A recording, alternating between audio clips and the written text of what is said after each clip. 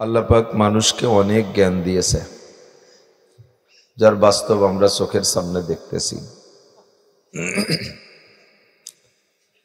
ছোটবেলায় আমরা এই মাহফিলের এলান ইশতেহার পোস্টার কিছু হতো দেখছি, আর টিন দেয়া এরকম লম্বা লম্বা চোং বানাইয়া বাজারের থেকে কেরোসিনের দোকানের থেকে একটা ভাঙ্গা টিন নিয়ে ছোট্ট পোলাপানরা 8 আনা 1 টাকা দিলে ওরা হাট ভরে পিটাইতো। পিছনেই টিনের চোং দিয়া বলা হতো যে অমুক জায়গায় মাহফিল। দেখছেন না মুরব্বীরা, মনে আছে না? এভাবেই ছিল প্রচার পদ্ধতি। সেখান থেকে উন্নতি হতে হতে চোখের সামনে কত উন্নতি দেখতেছি বলেন তো। এখন মাইকিংও করা লাগে না, মাহফিলের প্রোগ্রাম ফেসবুকে ছেড়ে দিচ্ছে, ইউটিউবে ছেড়ে দিচ্ছে, মুহূর্তের ভিতরে সব শ্রোতাদের হাতের মধ্যে মুঠের মধ্যে চলে যাচ্ছে। দেখতে দেখতে কয় বছরের ভিতরে এত পরিবর্তন দেখলাম।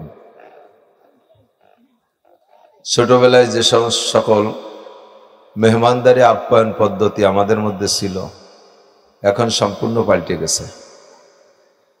আমাদের ছোটবেলায় দেখছি সাধারণত গরিব মানুষজন হলে আচানক মেহমানদারিতে গুড় মুড়ি, খামসা ধরে কুশরে গুড় বা খেজুরে গুড়, আর প্লেট ভরে মুড়িও না উড়ুম 1 গ্লাস পানি হয়ে যেত মেহমানদারি।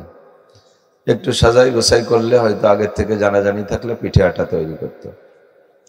এই আপেল, মালটা, আঙ্গুর এতটা সহজে পাওয়া যেত না। এখন গরিব মানুষও আল্লাহর রহমতে মেহমানদারিতে এ জাতীয় ইন্তজাম করে, ঠিক না? সব কথাগুলো একটু খেয়াল করতে হবে। আজকে এর চাইতে শক্তির সাথে কথা বলার শক্তি আমার নাই। তো প্রত্যেকটা জিনিসের ভিতরেই আপডেট হচ্ছে, নতুনত্ব আসতেছে, দিন বদল, পালা বদল, সংস্কৃতির বদল আসতেছে দৈনন্দিন। আবিষ্কারের শেষ নাই। আগে তীর তরবারির কাজি হতো, যুদ্ধ হতো তীর তরবারির, এখন তীর তরবারির কোনো খানাই নেই। তারই সেম তৈরি করতেছে, তীর বানাইতেছে 2000, 5000, 10,000, 20,000 কিলোমিটার দূরে যে আঘাত করবে। সুরত বাস্তব চেহারাটা একই রকম, কিন্তু ক্রিয়া ভিন্ন। তীর গায়ে লাগতো, ছিদ্র হয়ে যেত, রক্ত ঝরত, কিন্তু এখন আগুন দিয়ে পোড়াই দিচ্ছে বম্বিং করে। মানুষ আকাশে একটু ঘুড়ি উড়াইলে তাই দেখতো, আর এখন মুহূর্তের মধ্যে বিমান রকেটে সারা দুনিয়া ঘুরে বেড়াচ্ছে। ভাবতেও পারে নাই প্রথম যখন বিমান উঠছে, মুরব্বীরা জানে শুনে দেখেন, সেই বিমান আকাশে একটু শব্দ হলে ঘরবাড়ির সব কাম কাজ ফেলে আকাশের উড়ন্ত বিমানটা দেখতে আসতো। আর এখন প্রযুক্তি এত ঊর্ধ্বে যে মানুষ যাইতে যাইতে চাঁদে যাইয়া জায়গা বিক্রি করাকরি করতেছে। মঙ্গল গ্রহে চলে গেছে, সে জায়গা যে ক্ষেত খামার করতেছে। মধ্য আকর্ষণে যাইয়া স্টেশন বানাইয়া সে জায়গা বিভিন্ন প্রকার ঘাঁটি তৈরি করতেছে। এই উন্নতি করতে করতে করতে করতে মানুষের অবস্থা এমন হয়ে গেছে যে তারা ভাবতেছে আল্লাহ বলতে কিছু নাই, যা করে মানুষই করে। জোরে কর নাউজুবিল্লাহ। যা কিছু তোমরা আবিষ্কার করো না কেন, যত ঊর্ধ্বে যাও, আল্লাহ পাক রব্বুল আলামিন বলেন, ওমা উতীতুম মিনাল ইলমি ইল্লা কালিল। যত বড় জ্ঞানী গুণী বিজ্ঞানী বলে দাবি করো, তোমাকে যে ইলম দেওয়া হয়েছে এটা তোমার বাপ দেয় নাই, তোমার দাদা দেয় নাই, তোমার প্রেসিডেন্ট প্রধানমন্ত্রী দেয় নাই, এটা তোমার ব্যক্তিগত কোনো ক্ষমতা নয়। এই ইলম আর জ্ঞান বুদ্ধি কে দিয়েছে? আল্লাহ দিয়েছে। একটু স্বীকার করি, কে দিয়েছে? আল্লাহ দিয়েছে। তাও পরিমাণে কত? আল্লাহকে কালিল, একেবারে একটু জানা। আল্লাহ যদি কাসির কয় তাহলে কাসির মানে বেশি, আর কালিল মানে কম। আল্লাহ যেদিকে যেটা বলবে সেদিকের সেটা সর্বোচ্চ। বুঝেন কথা? আল্লাহ যেদিকে যেটা বলবে সেদিকের সেটা সর্বোচ্চ। যদি বলে কাসির তাহলে সর্বোচ্চ বেশি, আর যদি বলে কালিল তাহলে সর্বোচ্চ কম। আল্লাহ বলেন যে তোমাকে যে জ্ঞান দেয়া হয়েছে এটা একেবারে সামান্য, একেবারে সামান্য। সেই এলেম পাইয়া তুমি এত কিছু করতেছো, বাকি সম্পূর্ণ এলেম আমি আল্লাহ পাকের কাছে। তো যত এলেমের দাবিদার হও না কেন, 5টা বিষয় জানতে দেওয়া হবে না। কয়টা? মস্ক করি, কয়টা? 5টা জানতে পারবা না। সূরা লুকমানের ভিতরে আল্লাহ বলেন 5টার ভিতরে একটা হলো ইন্নাল্লাহা ইনদাহু ইলমুস সাআহ। তোমাদের জীবনে দুনিয়ায় 2টা কিয়ামত আছে। একটা হলো আন্তর্জাতিক কিয়ামত, আর একটা হলো পার্সোনাল কিয়ামত, ব্যক্তিগত কিয়ামত। ইন্টারন্যাশনাল কিয়ামত আর প্রাইভেট কিয়ামত। প্রাইভেট কিয়ামত হলো হাদিসে আছে মাম্মাতা কদ কামাত কিয়ামাতুহু, যে যেদিন মারা গেল তার ব্যক্তিগত কিয়ামত সেদিন হয়ে গেল। আর আন্তর্জাতিক কিয়ামত যে সময় দুনিয়া থাকবে না, ইযা সামাউন ফাতারাত ওয়া ইযাল কাওয়াকিবু ইনতাসারাত ওয়া ইযাল বিহারু ফুজ্জিরাত ওয়া ইযাল কুবুরু বুসিরাত ইযা ওয়াকাতিল ওয়াকিআ লাইসা লিওয়াকাতিহা কাযিবা খাফিদাতুর রাফিআ ইযা রুজ্জাতিল আরদু রাজ্জা অবুসাতিল জিবালু বাসসা। পায়ের নিচে থেকে জমিনটা হারিয়ে যাবে, পাহাড় পর্বতগুলো তুলার মতো উঠবে, আসমানটা টাস করে ফেটে চূর্ণ বিচূর্ণ হয়ে যাবে, আকাশের সূর্যটা কোত্থেকে কোথায় হারিয়ে যাবে, চাঁদের কোনো খোঁজই পাওয়া যাবে না, তারকারাজি হারিয়ে যাবে, এমন করে বিশাল প্রলয় হবে। এটার নাম হলো আন্তর্জাতিক কিয়ামত। এটা হবে তো? কি বিশ্বাস হবে? হবে। এটা হওয়ার জন্য আমাকে কলেমার ভিতরে স্বীকার করা লাগে। কলেমাটা একটু পড়ে আমি একটু মোমেন্ট হয়ে নেই। সবাই পড়ি আমানতু বিল্লাহি ওয়া মালাইকাতিহি ওয়া কুতুবিহি। কুতু টানবেন না, ওয়া কুতুবিহি, কিতাবের বহু বচন কুতুব, তাতে টান নাই। আদিব শাহ হুজুর, আমাদের আহমদুল্লাহ শাহ হুজুর আছে, আমাদের সে কত ছোট বয়সে, কিন্তু আল্লাহ যে কত এলেম দিয়েছে, আমার আবার আলিব্বা থেকে শেষ পর্যন্ত পড়াইতে পারে। এত বড় হুজুররা স্টেজে থাকলে কথা করতে একটু ভয় ভয়ই আর এইসব নিকেশ করে পারলে। তারপরে আমি বুড়ো মানুষ, আমার শ্রদ্ধা করে আলহামদুলিল্লাহ। ও কুতুবিহি ও রুসুলিহি, রুসু টানবেন না, সুরে টান দেবেন না। রুসুলিহি ওয়াল ইয়াউমিল আখিরি ওয়াল কদরি খায়রিহি ওয়া শাররিহি মিনাল্লাহি তাআলা ওয়াল বাসি বাদাল মাউত। পারেন তো সবাই? এখন তো পড়াই দিলাম, একজনটা জিজ্ঞেস করবো আপনি মানে মুফাসসলটা কোন দি? কারে ধরবো? দে যুবক দেহে একজনটা ধরি, সব যুবক মাথা নিচে হয়ে গেছে। আল্লাহ, মোটা দেহে ধরবো নাকি? ইন্টারভিউ নিলি এই মানে মুফাসসালের ইন্টারভিউতে এই জায়গা ফেল করবেন, এরকম মানুষ আছে না নাই? আছে না? তা আমানতু বিল্লাহ, আমি বিশ্বাস করি আল্লাহকে। আল্লাহ আছে না নাই? মালাইকাতিহি, ফেরেশতা আছে, কিরামান কাতিবিন আছে, মুনকার নাকির আছে, সব আছে না? জিবরাইল, মিকাইল, ইসরাফিল, আজরাইল, সব ফেরেশতা আছে না নাই? বিশ্বাস করতে হবে। ওয়া রুসুলিহি, আমানতু বিল্লাহি ওয়া মালাইকাতিহি ওয়া কুতুবিহি, সমস্ত আসমানি কিতাব সহি। আল্লাহ পাক আসমান থেকে পাঠাইছে। দুনিয়ায় আসার পরে মানুষের যেটাকে নষ্ট করে ফেলাইছে, যে অংশ, সেই অংশ নষ্ট, বাকি যে অংশ আসমান থেকে আসছে সে অংশ সহি, নাকি বলেন? তো সব আসমানি কিতাবের পর বিশ্বাস রাখি, কিন্তু আল্লাহ পাকের তরতিব হলো যে ধীরে ধীরে 104 খানা পাঠাইছেন। যখনই পরে শেষের খান আসে তখন আগের খান রহিত হয়ে যায়, তার হুকুম বাতিল হয়ে যায়। বাংলাদেশ সরকারের যখন বিএনপি ক্ষমতায় ছিল তখন অনেক সংবিধান ছিল, যখন আওয়ামী লীগ আসছে তার অনেক সংবিধান পরিবর্তন করছে, কি করে নাই? তো সরকার আসার পরে যদি দুনিয়ার সংবিধান পরিবর্তন হয়, আল্লাহ পাক রব্বুল আলামিনের সংবিধান এরকম, আগের যে কিতাব ছিল ওই কিতাব এখন চলবে না, এই কিতাব আসলে ওই কিতাব বাদ। কাজেই শেষ কিতাব হলো আল কোরআন, আগের কোন কিতাব এখন চলবে?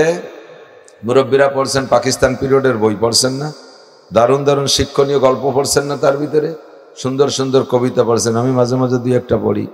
দাতকিনি চাল, মুসুরের ডাল, চিনি পাতা দই, 2টি পাকা বেল, সরিষার তেল, ডিম ভরা কই।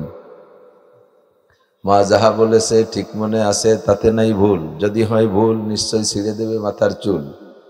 পথে হেঁটে চলি, মনে মনে বলি, মা যাহা বলেছে ঠিক মনে আছে, তাতে নাই ভুল। কদ্দুর জায়গায় ঘোষেদের ননি, গুড়ি ধরে টানে, বাহুবা বাহুবা বোলাবো তো হাবা, দেখিব খেলাতে কে হারে কে যেতে, কিনা হলে শেষ। এইটুকু এটে তারপরে আবার কবিতা মায়ের সবক মুখস্থ করে। দাতখিনি ডাল, মুসুরের চাল, চিনি পাতা কই, 2টি পাকা তেল, সরিষার বেল, ডিম ভরা দই, সব উল্টো পাল্টা। এর ভিতরে অনেক শিক্ষণীয় কথা আছে, আগে বলছি কখনো, আজকে সেটা বলতে। এইরকম অনেক অনেক গল্প ছিল আগের বই, পাকিস্তান পিরিয়ডের বই আমি ছোটবেলায় পড়ছি। বাংলাদেশ স্বাধীন হওয়ার পরে অনেকদিন ছিল, পরে প্রেসিডেন্ট জিয়াউর রহমান আসার পরে এগুলো পরিবর্তন হয়ে গেছে। তো সেই বইতে একটা গল্প পাইছিলাম, আমার মনে আছে। এক জেন্টেলম্যান ভদ্রলোক, উনি যাইতেছে, কত দূর যাইতে যাইতে ওনার নদী পার হওয়ার একটা প্রসেস আসছে, নদী পার হইতে হবে। তো নদীর কিনারে যে শিক্ষিত ভদ্রলোক, বড় অফিসার, যে দেখে খেয়া পান, তো উনি শুদ্ধ ভাষায় খুব ভদ্রতার সাথে ডাকতেছে, উহে কর্ণধর, তরি তরে তরাও। কর্ণধরের ছাতায়ও শুনতেছে না, কারণ খেয়ালারে যে কর্ণধর কয় এত খেয়ালা জানে না। আর তরি মানে নৌকা, এও সে জানে না। তর মানে কিনারে, এও জানে না। তরাও মানে কিনারায় আনো, তাও সে তর্জমা জানে না। সবই তো বাংলা। ও পাশে বসে রান বারইয়ে বিড়ির পর বিড়ি খাইয়েই যাচ্ছে। এই এত ভদ্রলোকের ডাকের দিকে খেয়াল করতেছে না। এর মধ্যে খানিক ডাকাডাকির পরে আকাশে মেঘ মেঘ ভাব। তো এক কৃষক এসে বলতেছে, স্যার কি ব্যাপার, আপনি কি বলতেছেন তো বুঝিনি। কয় যে আমাকে উপার যেতে হবে, কর্ণধর আসছে না। তো বল, স্যার যে বাংলায় ডাকতেছে জীবনেও মরে গেলেও আসবে না, তো বোঝেই না। ডাকটি হবে কিভাবে শোনেন। এই পাশেতে মোটা মোটা গ্রাম্য বাংলা 3-4 বোমা সাইজের মারিয়ে দে, অমকের বিটা অমক, উপার বসে এই হচ্ছিস, তোর বাপের এই হচ্ছিস, বাংলা করছে। তাড়াতাড়ি সার উপার যাবে, কইলে দেরি নয় রে, চলে আসছে। লোকটা আশ্চর্য, এত ভালো বাংলায় কইল, এত সুন্দর, তাতে কাজ হলো না। আর এই কাজাই দিল, বকাই দিল, তাতে চলে আসলো। আমি তো বকাবকি তো শিখতে পারলাম না, তাই তো কোনোদিন খেয়া পরে উপার যাওয়ার কায়দা নেই। আসার পরে খেয়ায় উঠছে, উঠার পরে খেয়ালাকে নিয়ে উনি একটু খোঁজ গল্পে লিপ্ত হয়েছে। কদ্দূর যায় বলতেছে, ও হে কর্ণধর, তুমি কি বাংলা লেখাপড়া জানো? কয়, স্যার বাংলা যদি একটু জানতামই তাহলে কি খেয়া বেড়ে খাই নাকি? তাহলে তোমার জীবন 4 আনাই মিশে। 4 আনা মিশে, 16 আনায় জীবন না, তার 4 আনা মিশে। চুপ করে রয়েছে। আল্লাহ উপার ছিলাম, ভালোই ছিলাম, এ লোকরে উঠাইয়ে মিশে শুরু হলো। 4 আনাই আপাতত বাদ দিয়ে দিয়েছে। কদ্দূর জায়গায়, ও হে কর্ণধর, তুমি কি অঙ্ক জানো? কয়, স্যার বাংলা অঙ্ক 2 টুক জানলে তো কমপক্ষে স্কুলে পিয়নগিরি রেখাতে পারতাম, ওর কিচ্ছু জানি না। কয়, তাহলে তোমার জীবন 8 আনাই মিশে। খেয়াল এখন দোয়া ইউনুস পড়তেছে, আল্লাহ আর যেটুক আছে ও যেন নষ্ট নয় রে ফেলে, কোনো মতের পার হইলে 10 পাই পালিয়ে। মাঝ নদীতে যে বলছে, ও হে কর্ণধর, তুমি কি ইংরেজি জানো? কয় যে স্যার আমার আব্বাও জানে না। এ কি শুরু করছেন, পার হবেন 10টা পয়সা দেবেন, আপনি আমার ইন্টারভিউ নিতে উঠছেন নাকি? কয়, তাহলে তোমার জীবন 12 আনাই মিশে। বাংলায় 4 আনা, অঙ্কে 8 আনা, ইংরেজিতে 12 আনাই মিশে। এখন ও চিন্তা, আর রাস্তা 4 আনা কোনো মতো নামাতে পারলি বাসি। এই 4 আনা থাকতে থাকতে, তো ওই 4 আনা থাকতে থাকতে ম্যাগ এমনভাবে হয়েছে, আর ঝড়ও ছাড়ছে, বিরাট করে ঢেউ চলে আসছে। এখন খেয়ালা বইটে ডিল ছাড়িয়ে দিছে। এতক্ষণ তো খরার মধ্যে দিয়ে বাইরে বেড়াইছে, এখন আকাশে মেঘ করছে, একটু ঠান্ডা ঠান্ডা হয়েছে, বাতাস হয়েছে, ওদিকে ঢেউ, তাতে তার কি। ও এখন বইটে স্লো করে দিয়েছে। কয়, কর্ণধর তাড়াতাড়ি খাওয়া বাও, ঝড় ছেড়েছে, আকাশে মেঘ করেছে। তো কয়, স্যার এতক্ষণ খরার মধ্যে দিয়ে বাইরে বেড়াইছে, এখন একটু মেঘ হয়েছে, ঠান্ডার মধ্যে দিয়ে কিছুক্ষণ নৌকো নিয়ে নদীর মধ্যে দিয়ে ঘুরি, পরে যাবো ওপার। কয়, না নৌকো ডুবে যাবে। কয়, সমস্যা নাই, সাঁতার কেটে ওপার চলে যাবো। কয়, তুমি তো সাঁতার কাটতে পারো, আমি তো সাঁতার কাটতে পারি না। কয়ার সাথে সাথে খেয়াল, কয়, তাহলে তোর জীবন 16 আনাই মিশে। ঠিক না?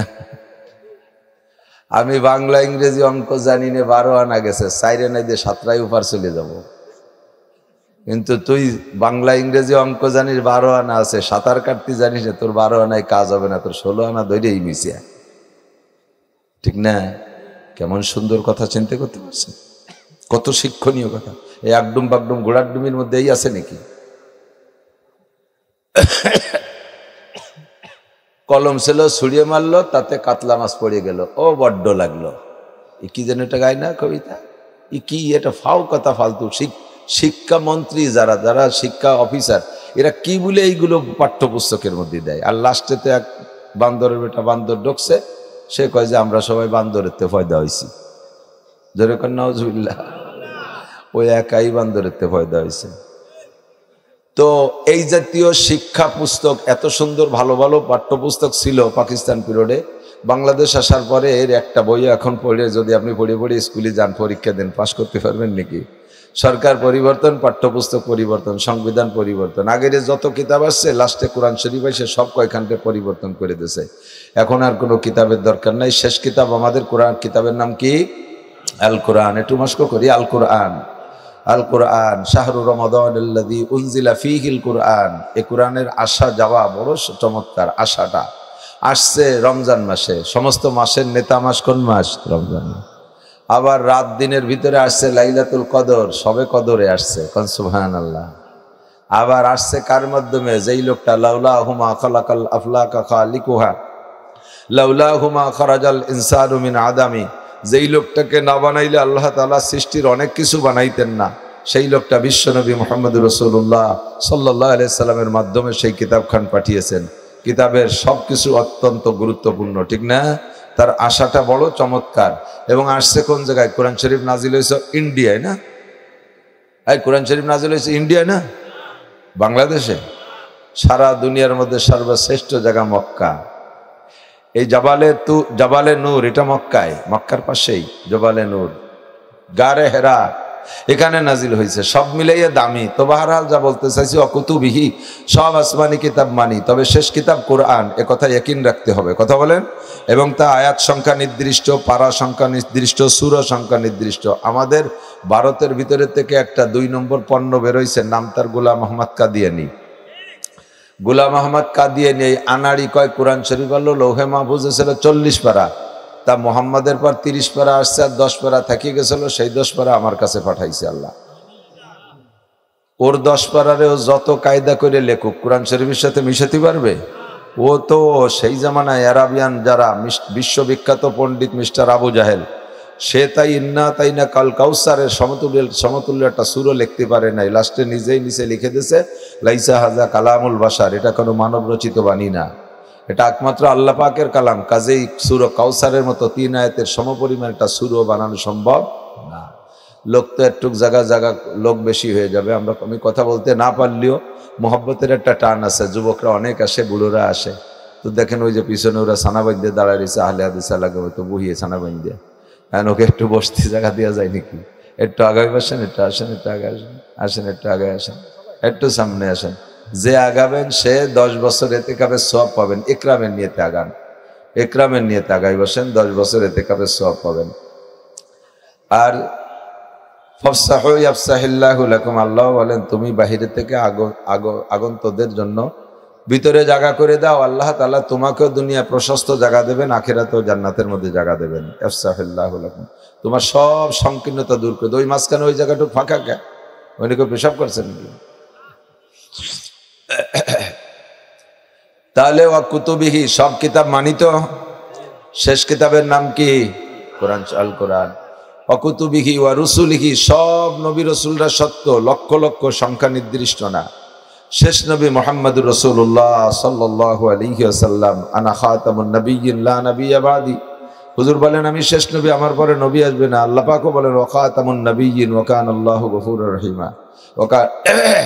মা কানা মুহাম্মাদুন আবা আহাদিম মির রিজালিকুম ওয়ালাকিন রাসূলুল্লাহি ওয়া খাতামান নাবিয়্যিন। মুহাম্মদ সাল্লাল্লাহু আলাইহি ওয়াসাল্লাম তোমাদের কোন পুরুষের আব্বা না, উনি হলেন রসুল এবং শেষ নবী, তারপরের কোন নবীর দরকারও নাই, আসবেও না, এ কথায় বিশ্বাসী। ওয়াল ইয়াউমিল আখির, এই এদিকে আসেন, চলে আসছি আমি যে কথা বলতে যে দূর চলে আসছি। ওয়াল ইয়াউমিল আখির, ইয়াউমে আখির মানে শেষ দিন। ইয়াউমে আখিরের মানে কি? শেষ দিন। দুইটা কথা এখানে, দুনিয়ার দিনের শেষ দিন। আজকে কি বার? সোমবার গেল না? মঙ্গল বুধ বৃহস্পতি, শুক্রবার থেকে শুক্রবার সপ্তাহের শেষ দিন, শনিবার থেকে শুরু হয়, এভাবেই তো 7 দিন ঘুরতে তালে আছে। হঠাৎ একদিন এই 7 দিনের প্যাচ শেষ হয়ে যাবে, শুক্রবারে মুহররমের 10 তারিখে শুক্রবারে দুনিয়ায় শেষ দিন হয়ে যাবে, আর দুনিয়ায় শনিবার আসবে না। এর নাম হলো দুনিয়ার প্রলয়, প্রথম কিয়ামত, এটা আন্তর্জাতিক কিয়ামত। ওয়াল ইয়াউমিল আখির, দুনিয়ার দিনের শেষ দিন। ওয়াল কদর, এই দুনিয়ায় যতদিন আছি অতদিন তকদিরকে বিশ্বাস করতে হবে। ভালো মন্দ যাহা কিছু সব বন্টন হয় কোন জায়গা থেকে? উপর থেকে। কাহারও উপরে কোনো সময় কথা বলা উচিত না যে তোর কারণে এই হয়েছে, অমুকের কারণে এই হয়েছে, সমুকের কারণে এই হয়েছে। বুঝে নিতে হবে এটা আমার কারণে হয়েছে। এখানে অনেক লম্বা চড়া ব্যাখ্যা, তকদির নিয়ে আলোচনা করতে গেলে প্রশ্নের পর প্রশ্ন এসে যায়, থেকে যায়। লাস্ট কথা হলো যে আল্লাহ পাকই লেখেন, তবে বান্দাকে আল্লাহ তাআলা স্বাধীনতা দিয়েছে, বান্দাকে আল্লাহ স্বাধীনতা দিয়েছে এবং পূর্ণ জ্ঞান দিয়েছে, যেটা অন্য কোনো মখলুকরে দেয় নাই। জিব্রাইলেরও স্বাধীনতা নাই, মিকাইলেরও নাই। আজরাইল আলাইহিস সালামের যদি স্বাধীনতা থাকতোই তাহলে এই কয়দিনে ইসরাইল আলাকে শেষ করিয়া লাই দিত না? ওনার কি রাগ টাগ নাই একটুও? ওনার ব্যক্তি স্বাধীনতা যদি থাকতো তাহলে আজ ইসরাইলকে আজরাইলি মারি শেষ করে দিত, আমাকে বোমা মারা লাগতো না। কিন্তু স্বাধীনতা নাই, আল্লাহর হুকুম পাচ্ছে না বিদায় মারতে পারতেছে না। এদিকে মুসলমানদেরকে মারার হুকুম পাইতেছে, তাকে মেরে দিচ্ছে। এটা উপরের ফয়সালা। কোন প্রাণীর স্বাধীনতা নাই, বাঘেরও নাই, সিংহরও নাই, হাতিরও নাই। এরা মানুষের কাছে ধরা পড়ে যে আটকা খেয়ে যায়, শিকলে বন্দী হয়ে যায়, চিড়িয়াখানার মধ্যে আটকে যায়। যায় না, দেখছেন না বাঘ চিড়িয়াখানা, সিংহর মধ্যে কোনো মাতুব্বারি নাই। সারাদিন বসে বসে তসবি টেপে রোজা থায়, যখন সেটি খাতি দেয় ইফতারি সেহরি সেই সময়ই খায়। তাই ছাড়া ইচ্ছে মতো শিকার করে খাওয়ার কায়দা নাই বাঘ সিংহর। তাহলে ওদেরও স্বাধীনতা শেষ। কিন্তু আমাদের যুবক সমাজ, নারী পুরুষ সকলেরই স্বাধীনতা আছে না নাই? বিড়ি খাবেন তো খাবেন, বিড়ি খাওয়ার সময় কি আল্লাহ মুখরে প্যারালাইসিস করে দেয়? জিনা করার সময় কি সাথে সাথে ফেরেশতা দিয়ে বাড়ি শুরু হয়ে দেয় নাকি? চুরি করার সময় কি হাত প্যারালাইসিস হয়ে যায়? পরের মেয়ের গায়ে হাত দেওয়ার সময় হাতখান সল হয়ে যায়? পাউ দিয়ে হাঁটে যখন সিনেমা হলে যান তখন কি পাউ পঙ্গু হয়ে যায়? কোনো গুনার কাজে যাওয়ার সময় কি আপনার গাড়ি প্রত্যেকবার কি অ্যাক্সিডেন্ট হয়? উচিত কখনো হয়, সেটা সব ভালো মন্দ সবারই হয়। তাহলে আমার ভালো মন্দ সব কিছু করার স্বাধীনতাও আছে, সাথে আমাকে আল্লাহ তাআলা পূর্ণ জ্ঞানও দিয়েছে। হাতির এত বড়টা মাথা, মাথার ভিতরে 1.5 মণ গিলু, অথচ সেটা সুইও বানাতে পারে না। কতক্ষণ হাতিতে সুই বানাতে পারে নাকি? কিচ্ছু বানাতে পারে না। মানুষের একটুকারটা মাথা, বিলের মাথার মতো মাথা, ওর মধ্যে পটাকখানি গিলু। এই গিলুর মধ্যে এত বুদ্ধি, আমেরিকার থেকে টাকা দেয়, এই জায়গা মোবাইলের মধ্যে ঢুকে যায়, সেটা আরে আসার হতে একবারও দেখতে পারলাম না, ঠিক না? আর এই জায়গার থেকে মেরিয়ে দেয় আর চলে যায় 2000 কিলোমিটার জায়গা যাইয়ে সেই জায়গা যে মানুষকে শেষ করে দেয়। এত বুদ্ধি এই মানুষের। তাহলে বুদ্ধিও দেশে, স্বাধীনতাও দেশে, এই জন্য বিচার হিসাব নিকাশ মানুষেরই হবে।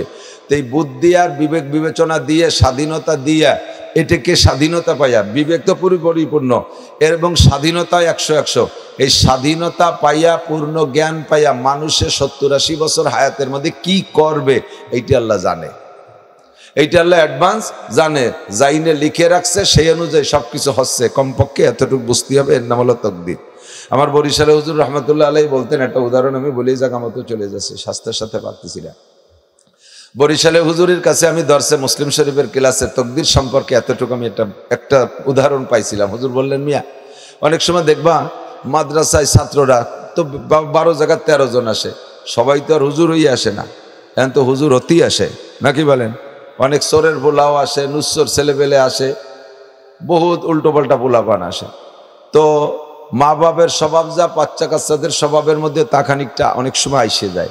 একটা ছেলে লেখাপড়ায় খুব ভালো, বাহ্যিকভাবে সুন্দর, হুজুরের সব অনুকরণ করে, পাগড়িও বাঁধে, জুব্বও গায়, তাহাজ্জুদ পড়ে, এশরা কাওয়াবিনও পড়ে, আবার লেখাপড়ায় এক করে বোর্ড স্টান। কিন্তু ওর আব্বার একটা দোষ ছিল, সেই দোষটা পাইছে, ফাঁকে ফাঁকে সুযোগ পালি একটু চুরি ওর অভ্যাস। তো চুরি বাইরে কোনো জায়গা যায় না, ওই মাদ্রাসার মধ্যে যদি হুজুরির খাবার এনে থইছে, হুজুর দেখে নাই, হয়তো ডিম আনছে খাবারের ভিতরে, ডিমটার দইরে টিফিন কারি খুলিয়া কুসুম খাইয়ে বেলাইছে, খুশা টুকরো হয়ে গেছে। মাছ দেশে, মাছের মাথা নাই, মাথাটা খেয়ে বেলাইছে, ওর মনে চাইছে খেয়ে বেলাইছে। এই কামটুক করে, বারবার ধরাও পড়ছে, কিন্তু বেরেনে আবার 1 নম্বর, গড়ডাঙ্গা বোর্ডে 1 নম্বর, খেদাই দিলি তো মাদ্রাসার কম হয়ে যায়। এই জন্য মোটামুটি হুজুর গোপনে গোপনে সারিয়ে রাখে, কেউরে কইতে দেয় না। একদিন মোহতাম সাহেব নাই, তো ওই দিন মাদ্রাসায় হুজুরের একটু মিষ্টি খাওয়া খাই, আর মোহতাম সাহেব নাই, হুজুর তো পাবে, তো হুজুরিগুলো কি করবে, কয় যে হুজুরির বাসায় পাঠাই দিয়াও। বাসায় মানুষ 5 জন, একটা দেয়, কে রে 5 দুগুনি 10টা দেই, পাঠাবো কারে দিয়ে, কয় হুজুরির খাস খাদেম ওইটা রে দিয়ে পাঠান। ওর এই সমস্যাটা আর এক হুজুর জানে, সেও ওই ছেলে ভালো বিদায় বলে না, কেউ রে গোপন রাখছে। এখন মজলিসের মধ্যে বলতেও পারে না যে ওরে দিয়ে পাঠানো যাবে না।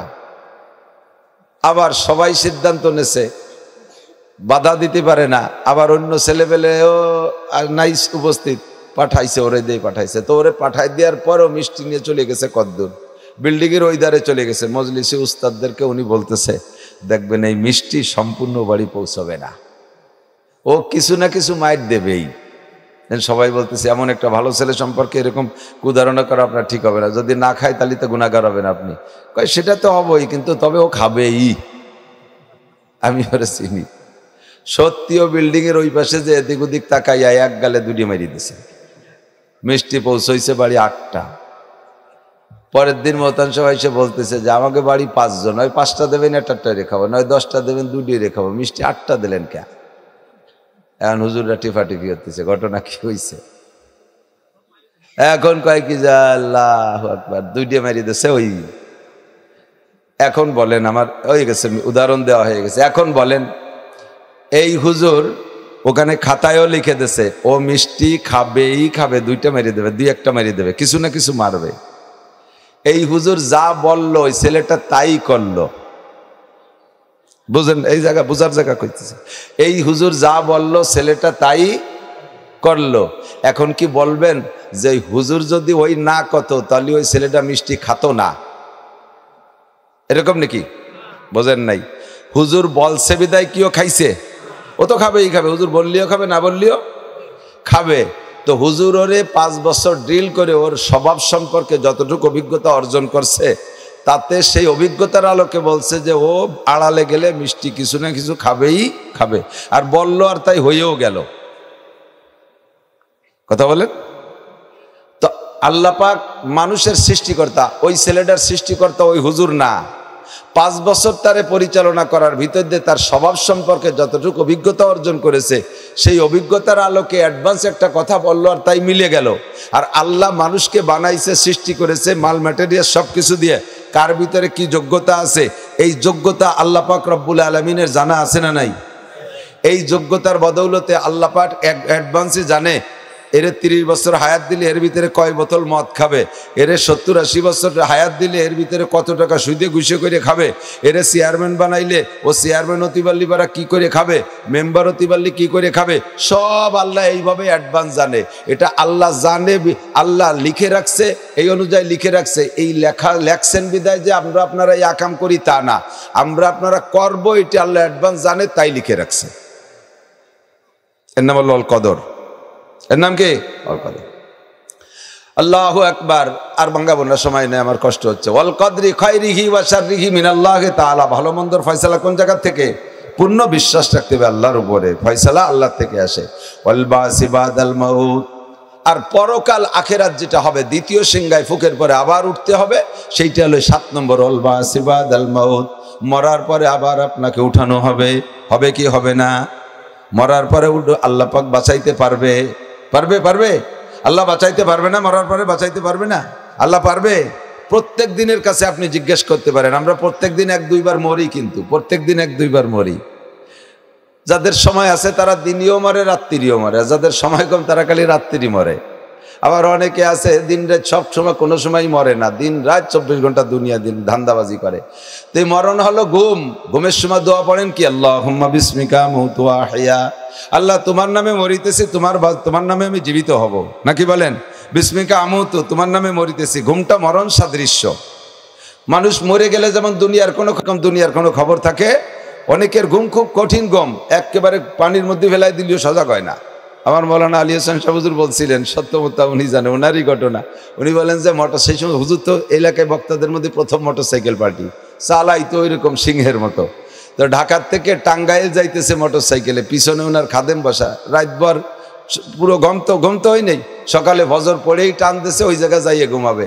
তো টাঙ্গাইলের পথে অর্ধেক পথ যে যাইয়া, প্রায় 12 আনা পথ যাইয়া পিছনের দিক তাকায় দেখে যে সে মোটরসাইকেলের পিছনের জন্য নাই। টানের ঠেলায় উনি টেরই পাইনি যে পিছনেতে সে পড়িয়ে গেছে। সাথে সাথে ব্যাকে আইসে, কদ্দূর আসলো, আইসে দেয় যে জায়গা পড়ছে সেই জায়গায় পড়িয়ে ঘুমাই রয়েছে। ও ঘুমের ঠেলায় পড়িয়ে গেছে, আর পড়িয়ে ঘুমাই নড়ি চড়ি নেই। তে তো মরার চাইতে বেকায়দা, সাইডই পড়ছে, মরে নাই। তো ওয়াল বাসি বাদাল মাউত। আর ঘুমের থেকে উঠার পরে কি দোয়া পড়েন? আলহামদুলিল্লাহিল্লাযী আহইয়ানা বাদামা আমাতানা। সব প্রশংসা ওই আল্লাহর, যে আল্লাহ তাআলা আমাকে একবার মারার পরে আবার বাঁচাই দিলেন। বাদামা আমাতানা, মারছে কে?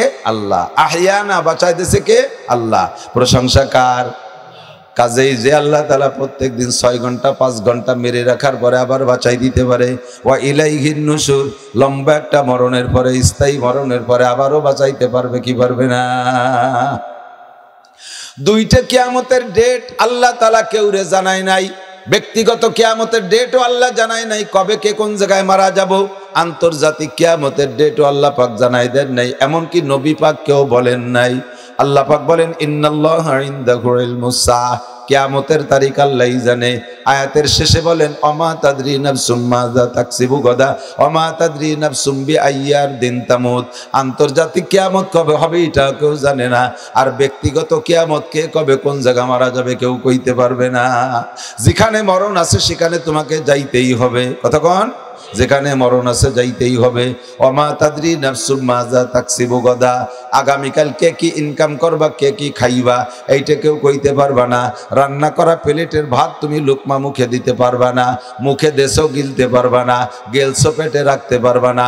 পেটের মধ্যে একটা চক্কর দিয়ে বমি হয়ে সব বের হয়ে যেতে পারে। যতক্ষণ পর্যন্ত খাওয়ার পরে ওই খাদ্যটা শরীরের সাথে সেট না হয়, অতক্ষণ পর্যন্ত খাদ্যকে রিজিক বলে না। পেটে যাওয়ার পরে যদি উগ্রায় বমি হয়ে যায়, তাহলে রিজিকের থেকে বাদ পড়ে গেল। কে কি খাবো, কে কি ইনকাম করব বলার কোনো উপায় নাই। কে কতক্ষণ সুস্থ থাকবো, কে কতক্ষণ ভালো থাকবো বলার কায়দা আছে? আমার অসুখ হয় না, আমার কোনোদিন হবে না, আমার শরীর ভালো, ডাক্তারে বলে দিয়েছে তোমার ডায়াবেটিস হবে না কোনোদিন। আজকেই পরীক্ষা করে এসেছে, আগামীকালকে সকালবেলা দেয় যে ঠোঁট শু হয়ে যাচ্ছে, জিভে পানি নাই, পেশাব করতে করতে জান বার হয়ে যাচ্ছে। চলে গেছে ডাক্তারের কাছে, ডাক্তার কয় যে ডায়াবেটিস 18। কয় তুমি যদি কাল করলে যে হবে না কোনোদিন। কয় যে আমি করলে কি হবে নাকি? ডায়াবেটিস দেয় কে? সুস্থ রাখে কে? অসুস্থ করে কে? কাজেই আমার ভবিষ্যৎ সম্পর্কে কিছুই জানা নাই। আমি এবছরও বহুত মাহফিল রাখছি, এর ভিতরে 10টা-12টা মাহফিলের প্রোগ্রাম আমার কাছে এভাবে খবর আসছে যে হুজুর আপনারে দাওয়াত দিয়ে আসছে মাদ্রাসা, উনি মাদ্রাসার সভাপতি, উনি গত সপ্তাহে মারা গেছে।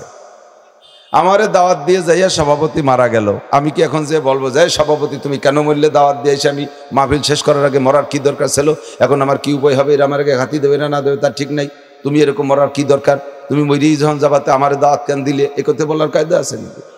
আমরা বক্তারা আপনাদের কাছে দাওয়াত রাখি, প্রত্যেকের প্ল্যান থাকে যে আসবো, খুব ইচ্ছা থাকে, আসলে তো কমপক্ষে কিছু না হোক 10 জন 20 জন মানুষও যদি আমার কথায় দুটো কথা বোঝে, তবু এটাও আমার লাভ। আর আমার ব্যক্তিগত লাভ হলো পয়সা করি দেন আর না দেন, চারটে খাইয়ে গেলি তো লাভ। এই যে একখান বিস্কুট খাইছি, এটা তোর বাড়ি থাকলে আমার 2টাই দিয়ে কিনে খাওয়া লাগতো। এ লাভটুক তো আমার আছে, আমি কেন আসবো না? আসবো না কেন? ডাক্তাররা রোগী থেকে পয়সা কামাই করে, ঠিক, ডাক্তাররা রোগী থেকে পয়সা কামাই করে, তবে প্রত্যেক ডাক্তার রোগী দেখা দোয়া করে। এই যে ডাক্তার তো একজন আছে তাবিজের ডাক্তার ভাইজান, তাবিজ দিয়ে ডাক্তাররা ঔষধ দিয়ে দোয়া করে যে আল্লাহ আমার এই তাবিজে আমার ঔষধে যেন কাজ হয়, ও যেন সুস্থ হয়ে যায়। আবার সেই রোগীর থেকে পয়সাও কামাই করবে, আবার দোয়াও করে। সেম আমরা দোয়া করি, দাওয়াত রেখে যে আল্লাহ সুস্থ থাকে যেন মানুষকে দুটো কথা আমি শুনে আসতে পারি। ইচ্ছা থাকে না যে মিস করব, কিন্তু শরীর এত খারাপ, আমি ডোক চিপতে পারতেছি না, ভিতরে স্লিপ করতেছে। অনেক সময় এরকম হয় না? এ যদি 19 সালে হতো তাহলে আমার এতক্ষণ ধরিয়ে নিয়ে আইসিইউতে আটকায় ফেলতে হবে, করোনা হয়েছে তোমার, তুমি অস করতে পারবে না। 2 হেসি আর 2 কাশ দিলি পরেই অ্যারেস্ট হয়ে যেতাম, আপনারাও মামলায় পড়ে যেতেন। আর করোনার মতো গলা স্লিপ করতেছে, ডোক চাপতে পারতেছি না, শ্বাসে কষ্ট হচ্ছে। সংক্ষিপ্ত সময় আবার দূরে আমার প্রোগ্রাম বল মাহফিল কাজিয়ার বাঁকা গ্রামও বাঁকা, রাস্তাও বাঁকা, যাইতেও বেকায়দা। একেবারে সাফল ব্রিজের থেকে বাঁকা পর্যন্ত কি যে ফার্স্ট ক্লাস। কালকে দেখলাম ফেসবুকে দিয়েছে, বয়রদের থেকে বিভিন্ন রুটের গাড়িগুলো কি সুন্দর চলতেছে, ফেসবুকে দেখলাম। মানে ড্যান্স করতে করতে লাফাতে যাইতেছে। সেই রাস্তায় জাতি হবে, বেশিক্ষণ থাকতেই পারবো না। সংক্ষিপ্ত কথা হলো, আল্লাহ বলেন দুনিয়ায় মানুষকে আল্লাহ তাআলা সম্মান দেওয়ার অনেক পথ আবিষ্কার করেছেন, আল্লাহ পাকের কাছে আছে। তো আল্লাহ বলেন যে সম্মানী দামি মানুষ আমার কাছে কে? ইয়ারফাইল্লাহুল্লাযীনা আমানু মিনকুম ওয়াল্লাযীনা উতুল ইলমা দারাজাত। তোমাদের মধ্যে যত বড় শিক্ষিত আর অশিক্ষিত হোক না কেন, সম্মানী পদস্থ মানুষ হোক না কেন, আমার কাছে দামি ওই ব্যক্তি। ইয়ারফাইল্লাহুল্লাযীনা আমানু মিনকুম, তোমাদের মধ্যে যারা ঈমানদার, আমার দিক, তোমাদের মধ্যে যারা ঈমানদার তারা আমার কাছে সবচাইতে দামি। সারা পৃথিবীর প্রেসিডেন্ট জো বাইডেন, ও পাশে পশ্চিমেরা যত আছে, এরপরে এই পাশপোর্টদের যত আছে, সারা পৃথিবীর প্রেসিডেন্ট, সারা পৃথিবীর প্রধানমন্ত্রী, সারা দুনিয়ার স্বরাষ্ট্র পররাষ্ট্রমন্ত্রী, পুরো মন্ত্রী পরিষদ সব কাফের। একটাও ধরে নেন কলেমা পড়ে না, আল্লাহরে বিশ্বাস করে না। অথচ দুনিয়ার পদে শীর্ষে এই সমস্ত শীর্ষস্থানীয় নেতা নেত্রীদেরকে এক পাল্লায় উঠাই দিয়ে আমাদের এই গ্রামের চরকুশলির সবচাইতে সামাজিকভাবে নিচু মানের একটা মানুষ, যারে গ্রামের যদি 100 লোকে দাওয়াত পায়, সে জায়গাও যে লোকটা বাদ পড়ে যায়, যে গ্রামের কেউরে বাদ দিবি না, সবাইরে দাওয়াত দিবি, সে জায়গাও একটা লোক বাদ পড়ে যায়। এত নিচু মানের লোকটা শুধু পড়েছে লা ইলাহা ইল্লাল্লাহ মুহাম্মাদুর রাসূলুল্লাহ, অন্তরে বিশ্বাস করে কলেমা পড়ছে। এই লোকটারে আর এক পাল্লায় উঠাই দেবেন। সারা দুনিয়ার রাজা বাদশা বেঈমানদের পাল্লার চাইতে এই দুর্বল কলেমা পড়া মানুষটার পাল্লার ওজন একটু কর না, ওজন বিশ্বাস হয় না? আমরা একটু দামি হয়ে যাই, লা ইলাহা ইল্লাল্লাহ মুহাম্মাদুর রাসূলুল্লাহ। বিশ্বাস আছে? আল্লাহ ছাড়া কোনো নবী, আল্লাহ ছাড়া কোনো মাবুদ, জেহেন ইন্তেশার হয়ে গেছে। আল্লাহ ছাড়া কোনো মাবুদ নাই, আর মুহাম্মাদুর রাসূলুল্লাহ আমাদের নবী, একথা বিশ্বাস করেন না? বাস আপনার দাম সারা দুনিয়ার রাজা বাদশাহ ওই যে যেখানে আছে সবগুলোর চাইতে আপনাদের আমাদের দাম বেশি। ইয়ারফাইল্লাহুল্লাযীনা আমানু মিনকুম, তোমাদের মধ্যে যারা ঈমানদার তারা বড় দামি। আর কারা? এই ঈমানের সাথে এরপরে আল্লাহ তাআলা আরেকটা কথা বলছেন, ওয়াল্লাযীনা উতুল ইলমা দারাজাত। এবার ঈমানের সাথে যাদেরকে আল্লাহ তাআলা ইলম দান করেছেন, ঈমানের সাথে কথা বলেন, ঈমানের সাথে এলেম দান করেছেন, তাদের মর্যাদা দারাজাত। হুজুর জানে জামা মুয়ান্নাস সালেম, তার মানে সবচাইতে দামি, সর্বোচ্চ সম্মানী যাকে আল্লাহ তাআলা এলেম দান করেছেন, যাকে আল্লাহ তাআলা এলেম দান করেছেন। আল্লাহ নিজেই জিজ্ঞেস করতেছেন, কুল, নবী উম্মতের কাছে জিজ্ঞেস করো তো ওরা কি জবাব দেয়? হাল ইয়াস্তাবিল্লাযীনা ইয়ালামুনা ওয়াল্লাযীনা লা ইয়ালামুন। শিক্ষিত লোক আর অশিক্ষিত লোক কোনোদিন সমান হতে পারে? একটু কথা বলেন, পারে? দুনিয়ার দিক দিয়েও দেখি যারা শিক্ষিত তাদের মর্যাদা কত বেশি, দুনিয়ায় শিক্ষায় যারা শিক্ষিত না মূর্খ তাদের মর্যাদা কত নিচে। একটা লোক লেখাপড়া জানে, এই যুবক আমার দিক তাকা, মাত্র 6, 7, 8 পড়িয়া এক মোটরসাইকেল একখান নিয়ে রোডে ইনকাম করতে নেমে যাও, বাপরে চাপ দিয়ে এটা অটো একখান কিনে, নসিমের একখান কিনে কামাই করতে নেমে যাও। লেখাপড়া মোটে কের করতে মনে চায় না, লেখাপড়া মোটে করতেই মনে চায় না। লেখাপড়া কেমন বোঝা হয়ে গেছে। দুনিয়ায় যত কঠিন কাজ আছে তার মধ্যে সবচাইতে কঠিন কাজ হলো লেখাপড়া করা। বোঝেন নাই কথা? যত মানুষের পরিশ্রমের কাজ আছে তার মধ্যে সবচাইতে কঠিন হলো লেখাপড়া করা। একটা ছেলে লেখাপড়া করবে না, মায়ের খাইছে, বাপে মারছে, বড় ভাইতে মারছে, মাতে মারছে, মাদ্রাসাতে হুজুররা মারছে, স্কুলেতে স্যাররা মারছে, মায়ের খাইয়ে ফেসে যাচ্ছে, রাত্রির বেলা পুরন কবরস্থানের ভাঙ্গা কবরের মধ্যে বলাই রয়েছে পড়ার বইতে। পরে তারে বলা হলো বলবি নিয়ে, যখন তাই যা কাজ কর, ইট বাটাই যে কাজ কর, 16-18 খানি ইট সকালের রাত 8টা পর্যন্ত বয়ে বেড়াবে, 6 মিলি যাইয়া 30 কে বলা হয় 30 মণ 40 মণ ওজনের গাছ একটা প্যাড দিয়ে ঠেলিয়ে ভাড়িয়ে ফেলবে, তা দিন বইরে পারবে, কিন্তু পড়তে রাজি না। সবচাইতে কঠিন কাজ হলো লেখাপড়া। এই লেখাপড়া বাদ দিয়া তুমি কামাই করতে নেমে গেছো, কামাই করছো, কতটুক কামাই করবা? এই মূর্খ অশিক্ষিত মানুষ বেশি টাকা কামাই করতে পারবা না, এবং পরিশ্রমের শেষ নাই। ইন্ডাস্ট্রিতে চাকরি করে এক ভদ্রলোক, বেতন তার 3 লাখ টাকা, আর ওই কোম্পানিতে আর একজন চাকরি করে, তার বেতন 3000 টাকা। 3 লাখ টাকা যে কামাই করে সে লোকের শারীরিক কোনো পরিশ্রম নাই, হাজিরে খাতায় ও জায়গা পাঞ্চ করে, এখন তো কম্পিউটার আছে, পাঞ্চ করে বসে থাকে, একেবারে এসি আর কন্ডিশন রুম, সব খাবার দাবার সুন্দর করে, খেদমতের অভাব নাই। আর যে লোকটা 3000 টাকা কামাই করে, আলকাতরা কোম্পানিতে চাকরি করে, 16 কেজি টিন মাথায় নেয় আর আনে কুলি, মাসের শেষে 3000 টাকা, তারপরও 3 মাস বেতন বাকি আন্দোলন করে বেতন নেওয়া লাগে। আর যে লোকটা 3 লাখ টাকা বেতন পায়, মাসের 1 তারিখে তার পেট। পার্থক্য কোথায়? তুমি লেখাপড়া জানো না, আর উনি লেখাপড়া জানে। কথাক্ষণ ঠিক না? শিক্ষিত অশিক্ষিত জীবনও সমান হতে পারে না। আল্লাহ পাক বলেন, হাল ইয়াস্তাবিল্লাযীনা ইয়ালামুনা ওয়াল্লাযীনা লা ইয়ালামুন। জাননেওয়ালা না জাননেওয়ালা সমান হতে পারে না। কিন্তু আমরা দুনিয়ার শিক্ষায় শিক্ষিতদেরকে জাননেওয়ালা বলি, শিক্ষিত বলি, মূলত এটা শিক্ষা না, এটাতে দুনিয়ায় কিছুক্ষণ কামাই করে খাওয়ার একটা ব্যবস্থা, কিছুক্ষণ কামাই করে খাওয়ার একটা ব্যবস্থা। আর যেই শিক্ষা দিয়া আখেরাতের অনাদি অনন্তকালের শান্তি পাওয়া যাবে, জান্নাতের বিল্ডিং পাওয়া যাবে, জান্নাতের নাজ ও নিয়ামত পাওয়া যাবে, এটা IAB MA BCS পাস নয়। কেউ হাদিসে বলতে পারবেন না যে কলা রাসূলুল্লাহ সাল্লাল্লাহু আলাইহি ওয়াসাল্লাম খয়রুকুম মান কানা MA পাস। এই হাদিস শুনছেন নাকি? খয়রুকুম মান কানা BA পাস, এই হাদিস শুনছেন নাকি? খয়রুকুম মান কানা গোল্ডেন A+ SSC, তোমাদের মধ্যে সবচেয়ে ভালো যারা বিএ পাস করে, সবচেয়ে ভালো যারা গোল্ডেন এ প্লাস পায় ম্যাট্রিকে, এরকম কোনো হাদিস নাই। খায়রুকুম মান তাআল্লামাল কুরআনা ওয়া আল্লামা। আমার যুবকরা আমার দিক তাকাও, খায়রুকুম, তবে তুমি এই সবচেয়ে ভালো হওয়ার জন্য, সবচেয়ে ভালো কে? যে কোরআন শিক্ষা করে আর যে কোরআন শিক্ষা দেয়, উভয়ই ভালো। তার জন্য তোমার মাদ্রাসায় পড়ে আলেম হতে হবে এটা শর্ত না। তুমি স্কুল কলেজে পড়ো, কোরআন পড়ো, বাস দামি হয়ে যাবা। কৃষক তুমি কোরআন পড়ো, তাহলে তুমি দামি হবা।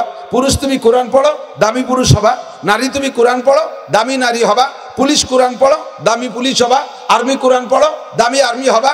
ডিসিএসপি ওসি টিওনো কোরআন পড়ো, তাহলে অন্য ডিসিএসপি ওসি টিওনোর চাইতে তোমার দাম আল্লাহর কাছে বেশি।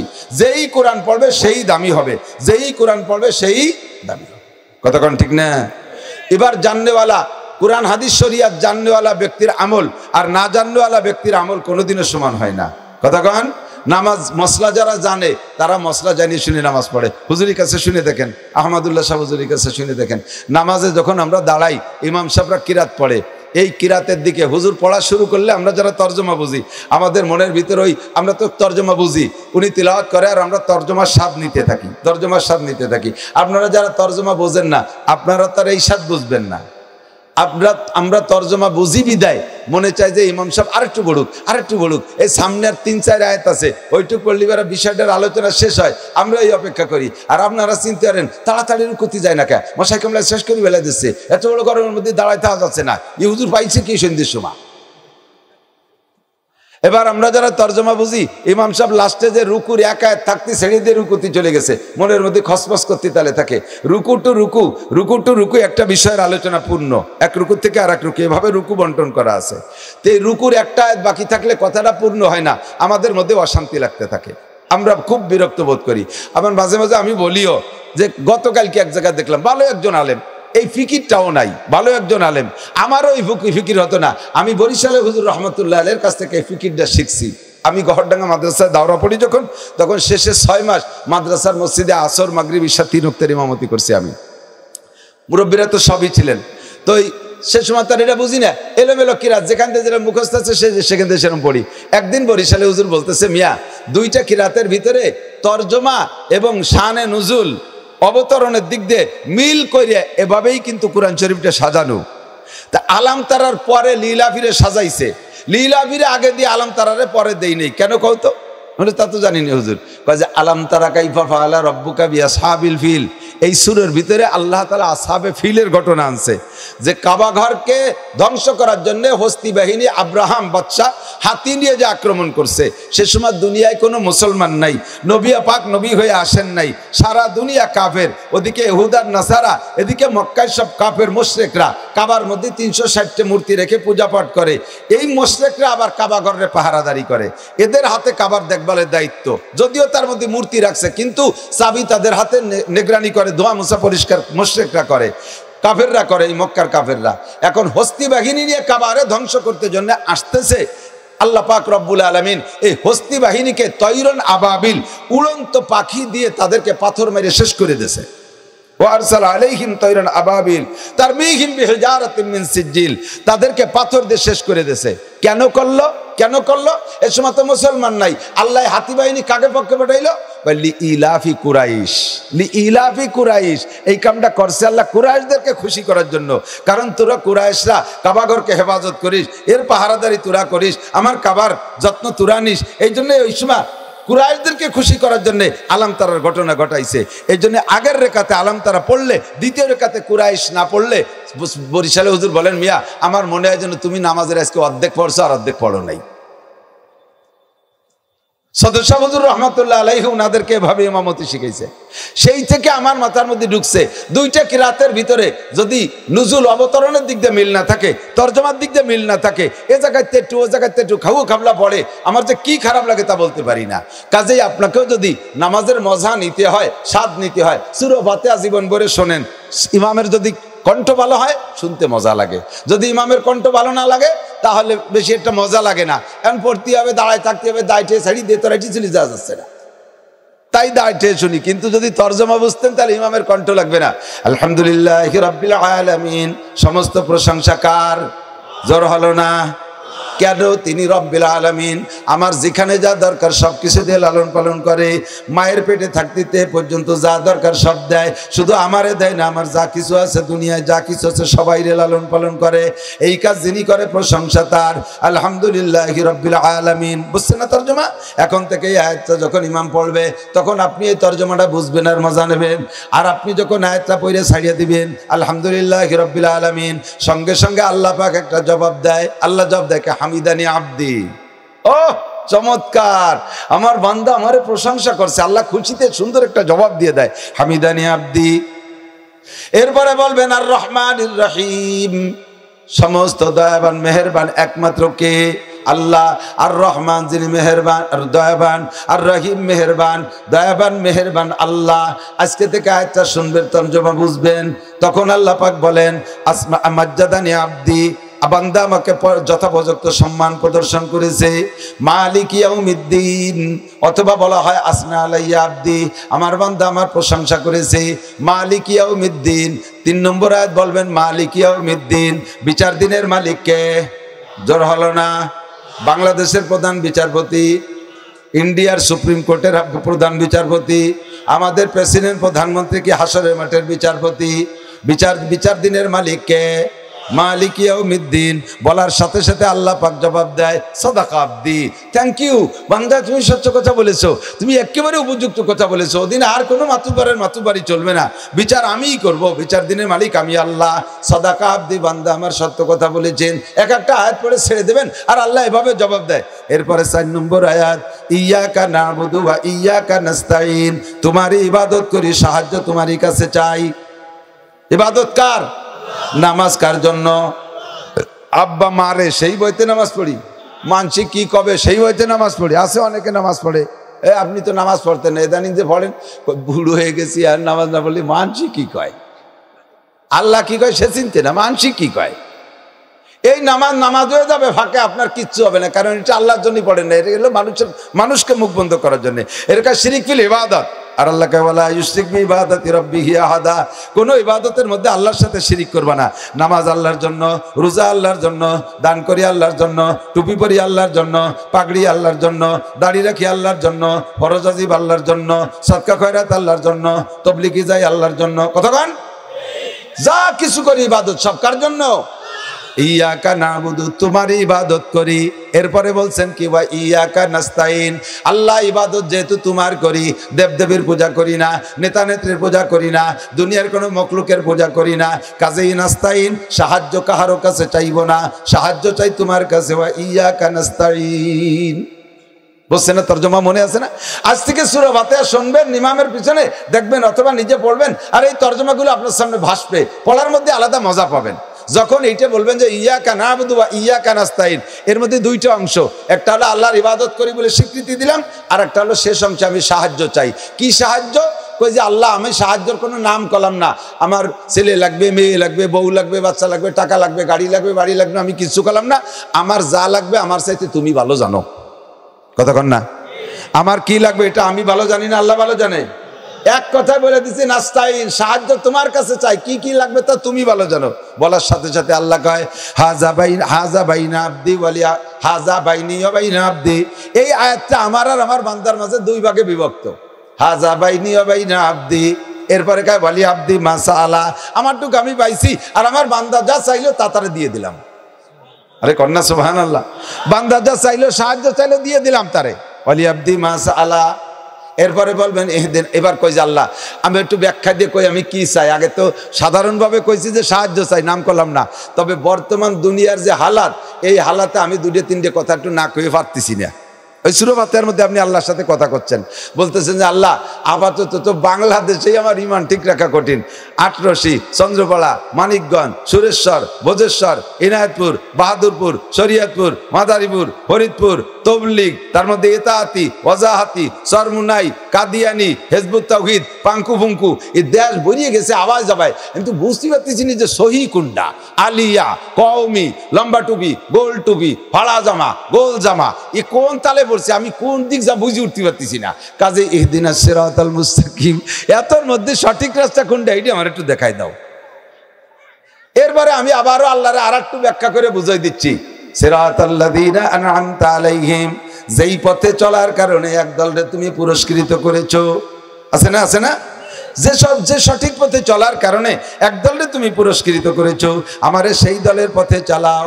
গায়রিল মাগদুবি আলাইহিম ওয়ালাদ-দাল্লিন, যে দল পথভ্রষ্ট এবং অভিশপ্ত, পথভ্রষ্ট মাগদুবি আলাইহিম, মাগদুব মানে অভিশপ্ত, গায়রিল মাগদুবি আলাইহিম ওয়ালাদ-দাল্লিন, আর দাল্লিন মানে পথভ্রষ্ট। সব তাফসীরের ভিতরে লেখে মাগদুব মানে অভিশপ্ত, তার দ্বারা মুরাদ হলো ইহুদি, আর নাসারারা হলো পথভ্রষ্ট। নাসারারা পথভ্রষ্ট, তারা হলো ওই খ্রিস্টান। আমেরিকানরা খ্রিস্টান আর ইসরায়েলিরা হলো ইহুদি। খ্রিস্টান আর ইহুদি কিন্তু আলাদা। সারা দুনিয়ায় সবচেয়ে বেশি খ্রিস্টান, পশ্চিমেরা সব খ্রিস্টান। পশ্চিমে বলতে মক্কা মদিনা না, ওর ওই পাশে, এ তো মধ্যপ্রাচ্য, সারা দুনিয়ার মাঝখানে হলো আরব আমিরাত, মাঝখানে যে 57টা রাষ্ট্র আছে, ওর ওই বাসালারা পশ্চিমে, আর আমরা এই বাসালা হলো পূব পাড়ার লোক। তো এই পশ্চিমেরা সব খ্রিস্টান, সারা দুনিয়ায় মাত্র 1.5 কোটি ইহুদি। আর এই জাত এত নিকৃষ্ট, হযরত মুসা নবী আলাইহিস সালাতু ওয়াস সালামের সাথে থাইকা বারবার মুসা আলাইহিস সালামের সাথে বিয়াদবি করছে, আল্লাহ পাকের সাথে বিয়াদবি করছে। সেই বিয়াদবি করতে করতে মান্না সালবা মীর সাদ্দার তিহে গম, এমন কি দেখেন ময়দানে তিহের ভিতরে আল্লাহ তাআলা মুসা আলাইহিস সালামের 40 বছর জান্নাতি খানা খাওয়াইছে। জান্নাতি খানা খাইলে আর তো কোনো ইনকাম কামাই রোজগারের চিন্তা নেই, আর কোনো জয়জামেল আছে? এই 40 বছর খাতি খাতি কয় লান নাসবিরা আলা তামিন ওয়াহিদিন ফাদুলানা রব্বাকা ইউখরিজালানা মিম্মা তুমিতুল আরদু মিন বাকলিহা ওয়া কিসাই ওয়া ফুমিয়া ওয়া আদাসিয়া ওয়া সালিহা। এই ডেলি একটা খাইয়ে গালে ভালো লাগতেছে না, আর আল্লাহরে কও ওগুলো হবে না, আমরা মাটিতে নিজেরা সইষে মইষে চাষবাস করে কিছু ফলাই খাবো, ডাল কুশে নাচ তরকারি বেগুন টেগুন এইগুলো আমরা ফলাই খাবো। জান্নাতি খানা খাতি তাদের ভালো লাগে রে, দুনিয়ায় ডাল ডুল ফলাই খাবে তারা। এত বড় বদমায়ের জাত। সেই জাতি মাঝখানে হিটলার আইসে 60 কোটি মেরে ফেলেছে, 60 লাখ মারছিল হিটলার। সেই সময় মুসলমানরা আবার হিটলারের একটু ধিক্কা দেয়, হ্যাঁ তুমি ওদিকে মারতে যে এইভাবে মারে নাকি। তো হিটলার কাছে মারিয়ে চাইছে যে কয়টা থুয়ে গেলাম তোকে বাড়ির মধ্যে থুয়ে গেলাম, বুঝবি খেলা কারে কয়। এ জাত যে কি জাতির জাত, আমি মারছি কেন এটা তোরা বুঝবি, এই কটা থাকলো পরে বুঝবি। দেখেন সত্যি বোঝা যাচ্ছে কি যাচ্ছে না, ওর মধ্যে থাইকে সারা দুনিয়াটাকে জ্বালাই খাচ্ছে ইহুদির জাত। এরা হলো মাগদুবি আলাইহিম। আর ওই নাসারারা আমেরিকানরা ওরা হলো দাল্লিন, পথভ্রষ্ট, ওরা পথভ্রষ্ট। এর একটাও সঠিক পথের না, একটাও সঠিক পথের না। আর বাকি আমাদের আশপাশে দাদাবাবু যারা আছে এরা হলেন মুশরিক, এরা মুশরিক, আল্লাহর সাথে শিরিক করে। এ খাবার দেয়, ও আমারে টাকা দেয়, ও পয়সা দেয়, ওরে পুজো হল্লি বিদ্যা আসে, ওরে পুজো হল্লি বারা সুখ শান্তি আসে, ইত্যাদি ইত্যাদি যারা করতেছে এরা হলেন মুশরিক। সব মিলাইয়া আল কুফরু মিল্লাতুন ওয়াহিদা। সারা দুনিয়ার যত জাতি আছে এখন টোটাল মানুষ 2 ভাগে বিভক্ত হয়েছে, মোমেন আর কাফের। মোমেন আর কাফের। ইহুদি বলে যে আলাদা একটা ধর্ম, তারা আল্লাহরে বিশ্বাস করে ইবাদত বন্দেগী করে আল্লাহকে সন্তুষ্ট করে, এরকম কেউ না। সব মিলে একদল হয়ে গেছে কাফের। আল কুফরু মিল্লাতুন ওয়াহিদা। মুসলমানকে ধ্বংস করতেছে ফিলিস্তিনে যাইয়া। আমরা এখান থেকে কিছু করতে পারি না, আমরা একটু দোয়া করতে পারবো না ইনশাআল্লাহ? আমরা একটু দোয়া করতে পারবো না? এখন আমাদের দিনকে বাঁচায় রাখার জন্য, আমাদের ধর্মকে টিকে রাখার জন্য আমাদের নিজেদেরই চেষ্টা করতে হবে, নিজেদেরই চেষ্টা করতে হবে। সরকার আমাদের টাকা দেয় না, বাংলাদেশ সরকার আমাদের কওমি মাদ্রাসায় টাকা দেয় না, বিশ্বের কেউ দেবে না। আমাদের ধর্ম আমাদের রাখতে হবে। যতদিন পর্যন্ত দুনিয়ায় দিন থাকবে, আল্লাহর দিন থাকবে, লা তাকুমুস সাআ হাত্তা ইয়াকালা ফিল আরদি আল্লাহ আল্লাহ। নবী পাক বলেন যতদিন জমিনের ভিতরে একজন মানুষ আল্লাহ বলনেওয়ালা থাকবে, একজন অনলি একজন মানুষ আল্লাহ বলনেওয়ালা থাকবে, অতদিন পর্যন্ত জমিনে কিয়ামত হবে না। লা তাকুমুস সাআতু হাত্তা ইয়াকালা ফিল আরদি আল্লাহ আল্লাহ। আল্লাহ আল্লাহ বলনেওয়ালা যতদিন থাকবে অতদিন এ দুনিয়া ধ্বংস হবে না। এবার আল্লাহ বলনেওয়ালা থাকবে কতদিন? যতদিন আল্লাহ বলানেওয়ালা থাকবে। কথা বোঝেন? যতদিন আল্লাহ বলানেওয়ালা থাকবে। আল্লাহ বলানেওয়ালা কোন জায়গা? কেজি স্কুলি? কথা কয় না? প্রাইমারিতে আল্লাহ বলার প্রশিক্ষণ আছে। আমরা ছোটবেলায় প্রাইমারিতে ধর্ম বইতে যত যা পড়ছি, আমি আমানার রসুল, আয়াতুল কুরসি, সূরা আত-তিন পর্যন্ত, আত্তায়াতুদ দোয়া কুনুত, সব আমি 4-5 2 ক্লাসের বই থেকে আমি মুখস্থ করছি। সে সময় আমাদেরকে আরবি অক্ষর শিক্ষা দেওয়া হতো। ওর ভিতরে প্রশ্ন আসতো, আরবিতে আরবি হরফ কয়টি, এটা তুমি লেখো। এরপরে নুক্তাওয়ালা হরফ কয়টা, বেনুক্তাওয়ালা হরফ কয়টা, এগুলো প্রশ্ন আসতো। মনে আছে নাকি মুরব্বীরা যারা স্কুল পড়ছেন? আমরা প্রাইমারি থেকে ধর্ম শিখছি। এখন কোনো জায়গা ধর্ম নাই, আর সব চলে গেছে অধর্মের ভিতরে। আল্লাহ বলানো শিখায় না জেনারেল প্রতিষ্ঠানে, বরঞ্চ আল্লাহ ভুলানো শিখায়। আল্লাহ বলা শিখায় না, আল্লাহ ভুলা শিখায়। কাজেই যতদিন পর্যন্ত দুনিয়ায় আল্লাহ বলনেওয়ালা থাকবে, অতদিন যদি দুনিয়া থাকে, আর আমরা যদি দুনিয়ায় থাকতে চাই, তাহলে আল্লাহ বলনেওয়ালা বলানেওয়ালাকে আমাদেরকে বাড়াইতে হবে। আর এর প্রশিক্ষণ পদ্ধতি আর কোথাও নাই, একমাত্র মাদ্রাসা ছাড়া, উলামায়ে কেরামের হাতে ছাড়া। মাদ্রাসা থেকে আলেম পয়দা হবে, তাহলে আমি মৌলানা নাসির মাদ্রাসার প্রোডাক্ট, আমি মাদ্রাসা থেকে আসবো, মৌলানা আহমদুল্লাহ মাদ্রাসায় পড়ছে, সে আপনাদেরকে দিন শিখায়। সেদিনকে কিছুদিন আগে বর্ষার ভিতরেই ওনার ওই যে মাদ্রাসায় রাস্তার পাশে, ওখানে আমরা এই মানুষের জন্ম মৃত্যু সংক্রান্ত, কাফন দাফন সংক্রান্ত অনেক জরুরি আলোচনা হয়েছে না? এটা কোনো স্কুল কলেজের মাস্টাররা এই পদ্ধতি আমাদেরকে শিখিয়েছে? কোনোদিনও শিখাই নাই।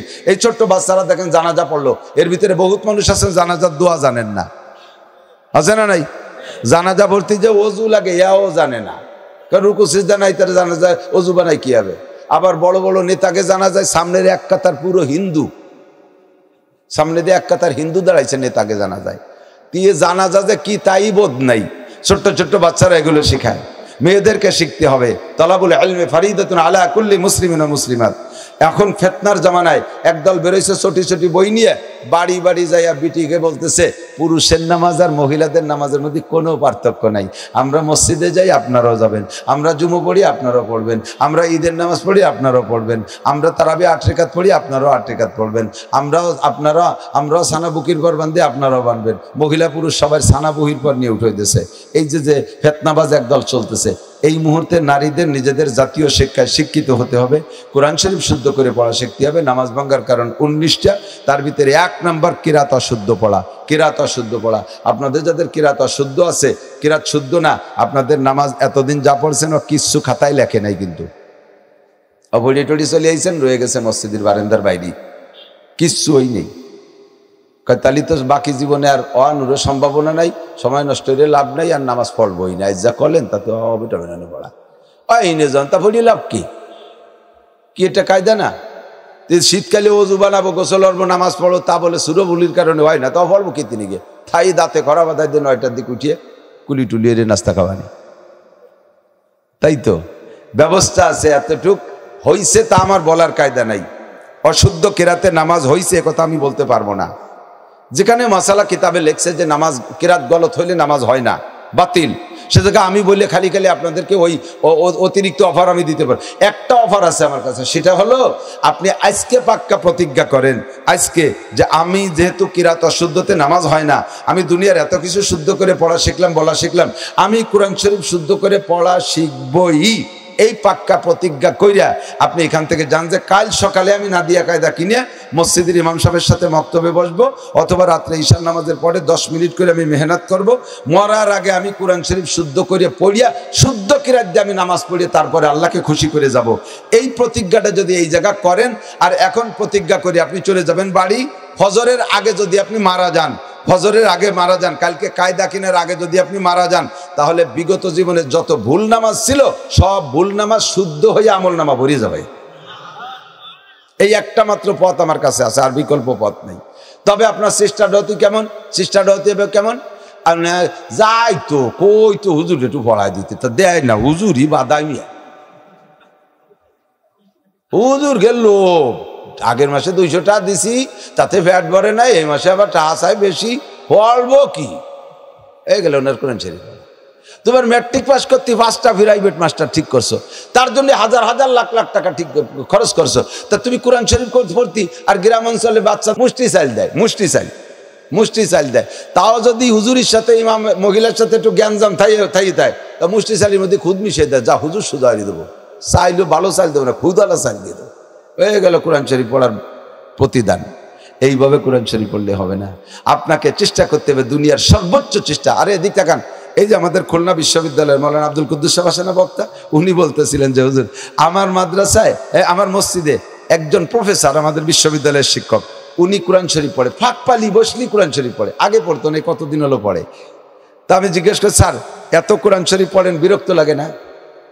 কয় যে হুজুর আমি তো কোরআন শরীফ পড়ে জানতাম না, আপনাদেরকে বয়ান শুনছি যে কোরআন শরীফ শুদ্ধ করে না পড়লে এই বিপদ, নামাজ হয় না। আমি তারপরে প্রফেসর হওয়ার পরে, বেশ পরে আমি কোরআন শরীফ শুদ্ধ করে পড়া শিখছি। আবার শোনেন, পড়া পুরো শুদ্ধ। যেদিন থেকে শিখছি সেই দিন থেকে আমি প্রতিনিয়ত কোরআন শরীফ পড়ি। আপাতত আজ পর্যন্ত 30 খতম পড়ছি। যে লোকটা রেগুলার 30 খতম কোরআন শরীফ পড়ে ওর কিন্তু প্রায় মুখস্থর মতো হয়ে যায়, এরপরে হাফেজদের মতো পড়তে পারে। তো বিরক্ত লাগে না? কাজে বিরক্ত লাগে, কি বলবো, এক খতম শেষ করার পরে ফিরে কোরআন শরীফ শুরু করে না তুলি আমার ভালো লাগে না, আর শুরু করা থাকলে আবার পড়তে মনে চায়। তো ওই লোকটা প্রফেসর হয়ে পারলো, তুমি ছাত্র হয়ে কেন পারবা না? বয়স হয়ে গেলে ব্রেন শক্ত হয়ে যায়, পারা যায় না, কষ্ট হয়। আমি 20 জন নিয়ে গেছি তবলিগে, তার 12 জন ছেলে স্কুল কলেজের যুবক, 12 জনের মাত্র 5 দিনই কোরআন শরীফ পড়া শিখে ফেলাইছি। স্কুল কলেজের ছেলে তো ধরছে খুব তাড়াতাড়ি, জের জবর পেশ যজন তাসদিদ, এই 5টা হলো কোরআন শরীফ পড়ার মূল। এই জের জবর পেশ আর যজন তাসদিদ শিখাই দিছি, 5 দিনের ভিতরে ওকে কোরআন শরীফ পড়া শেখা হয়ে গেছে। 38 দিন পর্যন্ত 8 পারা সবক পড়ায় বাড়ি আনছি। ব্রেনি ছাত্র, স্কুল কলেজের ছাত্র, ব্রেন চালু, ওরা তো ইংরেজি পড়াশোনা। তুমি এভাবে মেহনত করছো কোনোদিনও করো নাই। কাজেই তুমি আল্লাহর কাছে তো এই অভিনয় করলে হবে না। দুনিয়ার সব পারো, তুমি এ জায়গা কেন পারো না? তা আমরা শিক্ষিত মুসলমান হইয়া, শিক্ষিত নামাজি হইয়া সহি নামাজ, সঠিক নামাজ পড়ার চেষ্টা করবো না ইনশাআল্লাহ? চেষ্টা করা যাবে না? এর জন্য উলামাই কেরাম যখন যে পদ্ধতি আমাদের সামনে নিয়ে আসে, সেইটা আপনাদের এলাকার জন্য, এই অঞ্চলের জন্য, আপনাদের উজ্জ্বল নক্ষত্র, আপনাদের প্রাণপ্রিয় হযরত মাওলানা আহমদুল্লাহ মিশকাত সাহেব ভবানীপুর মাদ্রাসার মুহাদ্দিস, গড়ডাঙ্গার মাদ্রাসার মুহাদ্দিস ছিলেন, যুবক মানুষ, তার পরিশ্রম অনেক বেশি, এবং আমাদের গোপালগঞ্জ ওলামা পরিষদ সদর থানার সাধারণ সম্পাদক, সেক্রেটারি।